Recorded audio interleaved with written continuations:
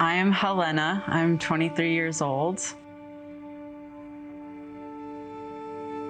When I was about 15, I started using Tumblr. I had an eating disorder since I was pretty young. There was a lot of messages that said, if you feel bad about your body, that means you're trans. I was just going through this period of like, I don't like how I'm treated as a cis person. I don't want to be cis because cis means you're uncool and you're privileged and you're an oppressor and you're bad, and I don't want to be that.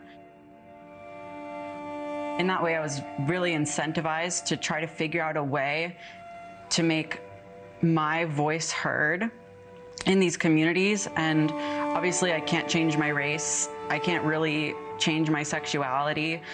So the only thing left was to start playing around with the gender stuff. So I decided to call myself a demi-girl, which is one of the 40 million genders. And that basically means that I'm mostly a girl, but I'm a little bit not a girl, which is just like, what does that even mean? And then after that, I went to demi-boy. And then after that, I went to gender fluid.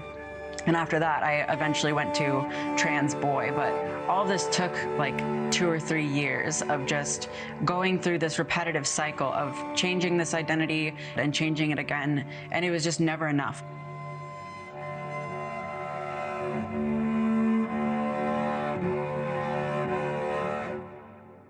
There was a lot of hopelessness for a long time, a lot of regret. The feeling of regret was intense.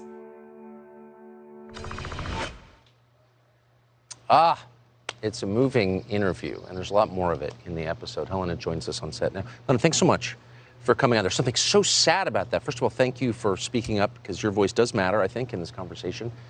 But you felt what every young woman I've ever met felt at a certain age, which is uncomfortable with yourself. And it feels like you were exploited at that moment of weakness.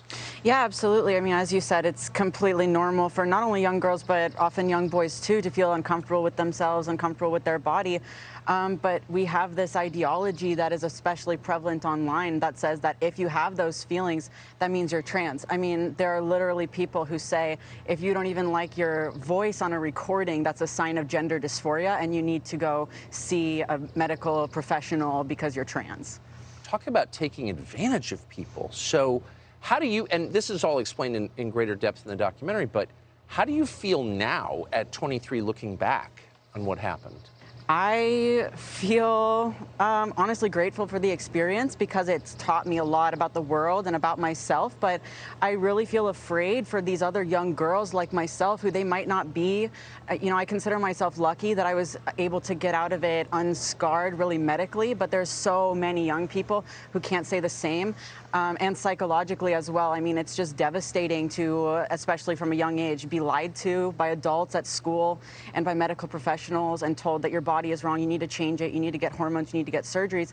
That's devastating for a young person. So I'm just really concerned for younger girls and boys like I once was, yes, being led down this path and being hurt by it. It's a failure of male leadership, of adult leadership, and it does seem like some of the steps are medically irreversible. Absolutely. I mean, there's all sorts of, you know, the White House actually just put out a chart yesterday that says that some of these steps are reversible or partially reversible, but that's such an oversimplification of the truth. I mean, when you go on a cross-sex hormone, like that's going to give you not just physical changes, but psychological experiences that you can't just act like they never happened. You can't just take it back. Yes. And especially with surgeries, you know, a breast implant after a mastectomy is not the same thing as never having your breast taken off in the first place. So there's a lot of young women who are going through that, who had a double mastectomy at 16, 17, 18 years old, or even younger, that happens, who, you know, there's nothing you can really do to put that feeling of oneness and safety in your body back. It's heartbreaking. I hope people are hearing you with open minds, with tolerance. Are they? There's a lot of people out there, especially parents, who are really thankful for what I'm saying because they see that their young girl or their young boy is going through this, and the school is telling them, you need to affirm them, they're trans, you need to transition them. All their doctors are telling them you need to transition them. And these parents, they know that their child should not be having these cosmetic procedures. So there's a lot of parents who are really thankful there are other young people who are really thankful that I'm saying what I'm saying, but obviously, you know, you have the trans activists and the trans community that exhibits some very unhealthy kind of cult-like dynamics who are really upset about this. Man, you are so articulate and thoughtful at 23. It's Thank you. It's remarkable. Thank you. People who have suffered like you have sometimes get deeper. Yeah, you learn a lot. Like I said, I learned a lot. You do. Thank you for talking to us. Thank you. I appreciate it. You're going to hear her full story and others of people like her who've been through this on Fox Nation in early May. It's one of a bunch of episodes we've been working on. Stay with us for more clips from season 2 of Tucker Carlson Originals. Be right back. Subscribe to the Fox News YouTube channel to catch our nightly opens, stories that are changing the world and changing your life. From Tucker Carlson tonight.